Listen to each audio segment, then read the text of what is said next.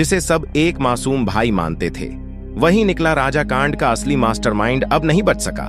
सोनम का भाई गोविंद रघुवंशी मेघालय पुलिस ने कस लिया शिकंजा।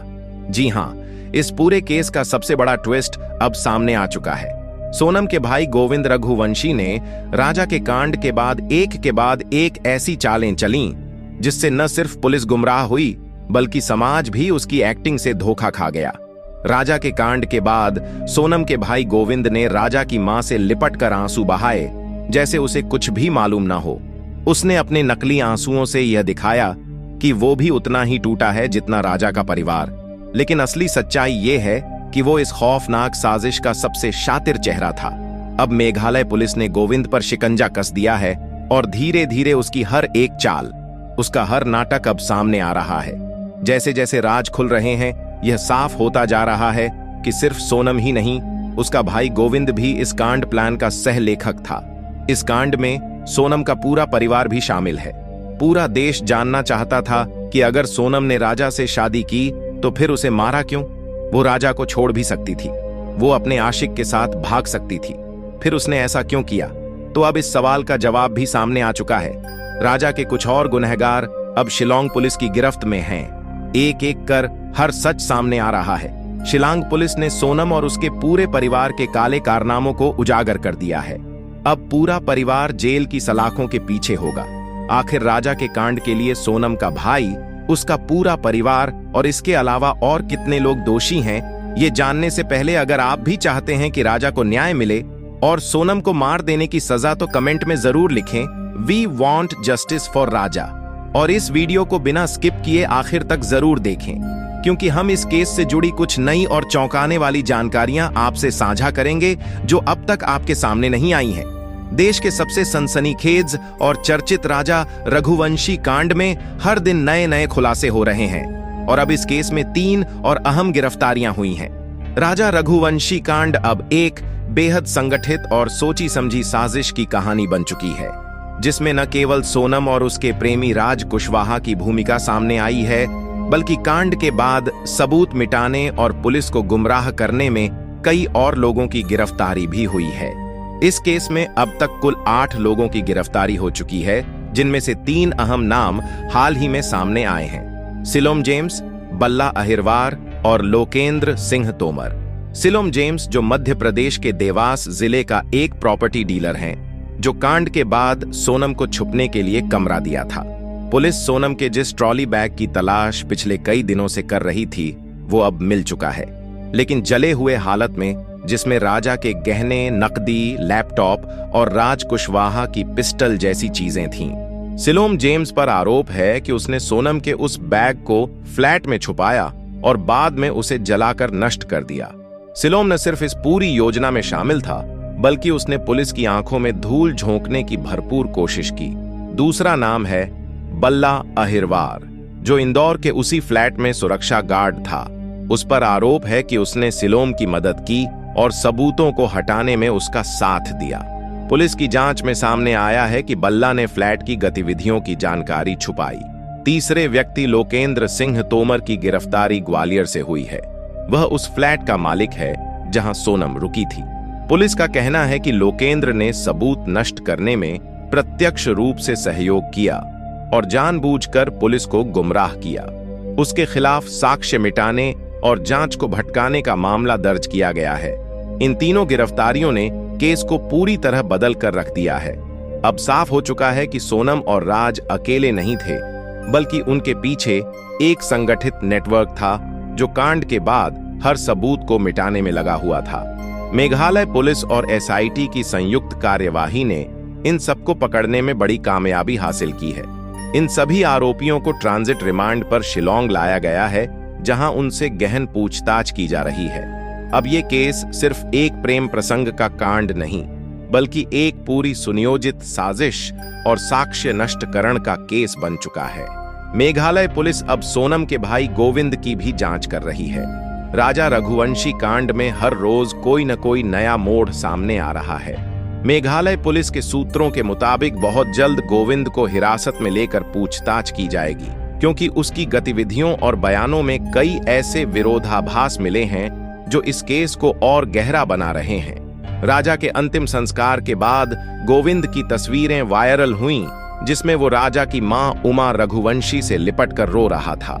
यह दृश्य बहुत भावुक था, लेकिन पुलिस का मानना है कि यह एक सोची समझी रणनीति हो सकती है, ताकि समाज की सहानुभूति उसे और उसके परिवार को मिले और सामाजिक बहिष्कार से बचा जा सके। गोविंद न सिर्फ उज्जैन में राजा के अंतिम संस्कार में गया, बल्कि परिवार के और कार्यक्रमों में भी शरीक होता रहा। लेकिन यह सब क्या सिर्फ दिखावा था? जांच में सामने आया है कि गोविंद की बालाजी फर्म का नाम हवाला कारोबार से जुड़ा हुआ है। पुलिस को शक है कि राज और जितेंद्र रघुवंशी के जिन बैंक अकाउंट्स का इस्तेमाल सोनम कर रही थी, वे बालाजी फर्म के माध्यम से मनी ट्रांसफर और हवाला ट्रांजैक्शन के लिए उपयोग में लाए गए थे। यह भी आशंका जताई जा रही है कि अगर पुलिस ने इस फर्म की जांच शुरू कर दी तो गोविंद खुद फंस सकता है। शायद इसी डर से वह इस केस से लोगों का ध्यान भटकाने में लगा है। गोविंद ने बार बार बयान दिया कि राज और सोनम भाई बहन जैसे थे, लेकिन अब सबूत कुछ और ही कहानी कह रहे हैं। यह दावा किया जा रहा है कि गोविंद नहीं चाहता था कि केस में लव ट्रायंगल एंगल उभरे, क्योंकि इससे सोनम और उसकी फर्म दोनों की छवि खराब होती। यही कारण है कि वह जानबूझकर मीडिया और पुलिस के सामने ऐसे रिश्ते की बात करता रहा जिससे लोगों को गुमराह किया जा सके। शादी के बाद सोनम 14 मई को मायके आ गई थी और 20 मई के हनीमून की टिकटें गोविंद ने खुद बुक की थीं। लेकिन शुरुआत में उसने बार बार कहा कि टिकट राजा ने करवाई थी। सोनम जब ससुराल से मायके आई तो सारे गहने साथ ले आई, लेकिन गोविंद ने इस पर कोई सवाल नहीं उठाया, न ही पुलिस को जानकारी दी। सोनम के बैंक अकाउंट में 15 लाख रुपए थे और एटीएम कार्ड भी सोनम के पास था। लेकिन जब वह और राजा लापता थे, तब गोविंद ने इस अकाउंट को लेकर कोई बयान नहीं दिया। 8 जून को जब सोनम ने गाजीपुर के एक ढाबे से अपने भाई गोविंद को फोन किया, उसने न तो इस बात की जानकारी राजा के परिवार को दी, न ही तुरंत पुलिस को बुलाया, बल्कि खुद ही लोकल पुलिस से संपर्क कर सोनम को सेफ करवाया। अब मेघालय पुलिस को पूरा यकीन है कि गोविंद इस केस में डबल गेम खेल रहा है। बाहर से वह राजा के परिवार के करीब जाने की कोशिश कर रहा है, लेकिन अंदर ही अंदर वह सोनम को बचाने के लिए कानून को गुमराह कर रहा है। अदालत में भी कोशिश हो सकती है कि सोनम को मानसिक रूप से अस्थिर बताकर सजा से बचाया जाए, और इस थ्योरी के पीछे भी गोविंद की ही रणनीति मानी जा रही है। सूत्रों के अनुसार पुलिस बहुत जल्द गोविंद से गंभीर पूछताछ करने की तैयारी में है। उसके मोबाइल रिकॉर्ड, लोकेशन डेटा और बैंक लेन देन की जांच की जा रही है। गोविंद अब सिर्फ सोनम का भाई नहीं, इस केस में एक प्रमुख संदिग्ध बन चुका है।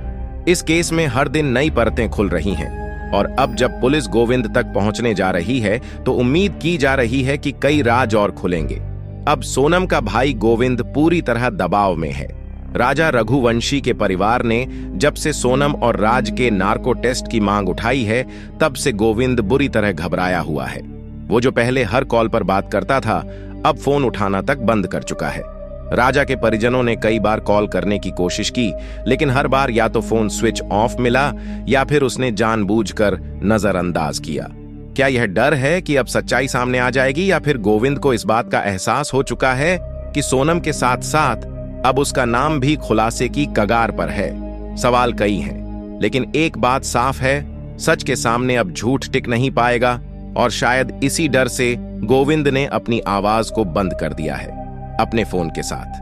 क्या यह डर है कि नार्को टेस्ट में उसकी बहन की सच्चाई सामने आ जाएगी, या फिर उसे पता है कि सिर्फ सोनम नहीं, वो खुद भी जल्द घेरे में आने वाला है? फिलहाल इतना तय है, सच सामने आने से पहले झूठ खुद को छिपाने की पूरी कोशिश कर रहा है, और इस बार झूठ की यह परत सोनम के भाई गोविंद के इर्द गिर्द सख्त होती जा रही है। राजा के परिजनों ने सीधे तौर पर सोनम के भाई गोविंद रघुवंशी, उसकी मां और पिता पर गंभीर आरोप लगाए हैं। राजा के बड़े भाई विपिन रघुवंशी का कहना है कि यह पूरा मामला किसी एक या दो लोगों की साजिश नहीं, बल्कि सोनम के पूरे परिवार की प्लानिंग का नतीजा है। उन्होंने सार्वजनिक रूप से सोनम, राज कुशवाहा, गोविंद और सोनम के माता पिता के नार्को टेस्ट की मांग की है, ताकि यह स्पष्ट हो सके कि कांड की स्क्रिप्ट कहां और किसने लिखी थी। राजा के परिजनों का आरोप है कि कांड के बाद गोविंद ने पुलिस और समाज को गुमराह करने के लिए इमोशनल ड्रामा किया। परिजनों ने यह भी आरोप लगाया है कि सोनम और उसके परिवार ने मिलकर एक पूरा प्लान तैयार किया, जिसमें न सिर्फ कांड की साजिश थी बल्कि सभी सबूतों को छिपाने और बच निकलने की स्कीम भी शामिल थी। एक और चौंकाने वाला आरोप राजा के पिता ने लगाया है। उन्होंने कहा कि सोनम काले जादू और तंत्र मंत्र जैसी गतिविधियों में लिप्त थीं और एक बार उन्होंने उनके घर के बाहर एक अजीबोगरीब बंडल टंगा देखा था, जिसे वह अशुभ मानते हैं। राजा के पिता अशोक रघुवंशी का कहना है कि सोनम रघुवंशी तंत्र मंत्र और झाड़ फूंक पर बहुत विश्वास करती थी। उनका आरोप है कि सोनम ने एक तांत्रिक के कहने पर राजा को मार देने के लिए उतारा। तांत्रिक ने कथित तौर पर सोनम से कहा था कि अगर वह राजा को मार देती है तो उसके बीमार पिता ठीक हो जाएंगे। इस डरावने अंधविश्वास के जाल में सोनम फंसती चली गई। अशोक रघुवंशी का दावा है कि जब राजा सोनम के साथ उसके मायके में 2 दिन रुका था, तब सोनम ने घर के दरवाजे पर एक गांठ जैसा बंडल लटकाया था, जिसमें कुछ धागे, नींबू और राख जैसी चीजें बंधी हुई थीं। पूछने पर सोनम ने कहा था, यह तांत्रिक ने दिया है, इससे राजा की तबीयत ठीक रहेगी। लेकिन अब परिवार को लग रहा है कि यह सब एक बड़ी योजना का हिस्सा था।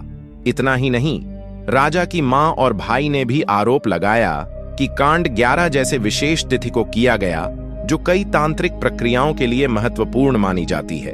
उन्हें शक है कि इस दिन को खास तौर पर मानव बलि के लिए चुना गया। राजा के परिवार का साफ कहना है कि अगर इन सब का नार्को टेस्ट कराया जाए तो सच्चाई सबके सामने आ जाएगी।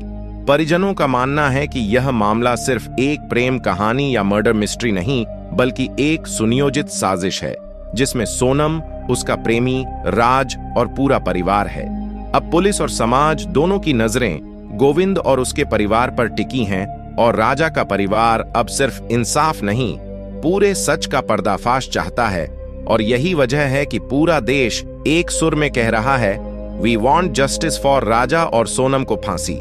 लेकिन आपका इस पूरे केस पर क्या कहना है, कमेंट में जरूर लिखें। इस वीडियो को ज्यादा से ज्यादा शेयर करिए ताकि लोगों को सोनम की हकीकत पता चल सके और राजा को न्याय मिल सके। साथ ही इस केस से जुड़ी हर अपडेट पाने के लिए चैनल को सब्सक्राइब करके बेल नोटिफिकेशन को ऑल पर सेलेक्ट कर लें ताकि हमारी नई वीडियो की नोटिफिकेशन आपको सबसे पहले मिल सके।